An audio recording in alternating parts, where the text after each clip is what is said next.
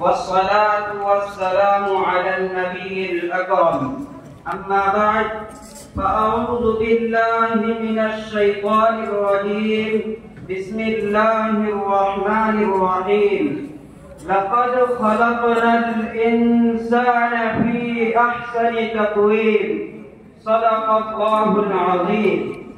معزز علماء کرام، بزرگان دین اور حاضرین جلسہ، آج میری تقریر کا عنوان ہے انسانی دنیا پر اسلام کے احسانات.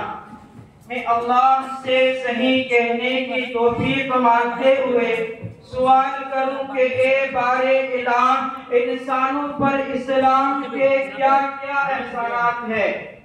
تو جواب میں سورہ بنی اسرائیل کی آیت نمبر 70 کہنے لگتی ہے وَلَقَدْ كَرَّمْنَا بَنِي آدَمَ وَحَمَلْنَاهُمْ فِي الْبَرِّ وَالْبَحْرِ وَرَزَقْنَاهُمْ مِنَ الطَّيِّبَاتِ وَفَضَّلْنَاهُمْ عَلَى كَثِيرٍ مِّمَّنْ خَلَقْنَا تَفْضِيلًا.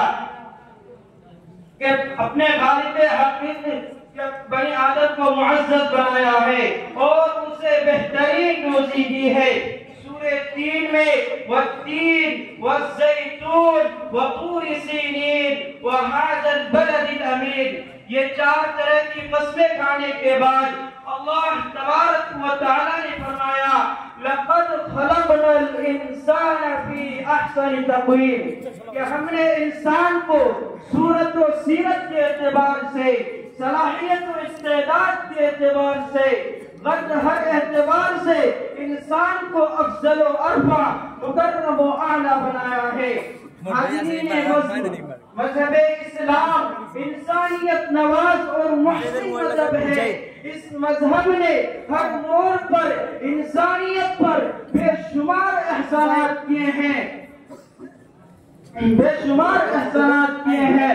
زندگی کے کسی بھی شعبہ پر نظر ڈالیے، چاہے وہ سیاسی شعبہ ہو یا سماجی شعبہ ہو یا معاشرتی شعبہ ہو یا اخلاقی شعبہ ہو، ہر میدان میں اسلام نے بے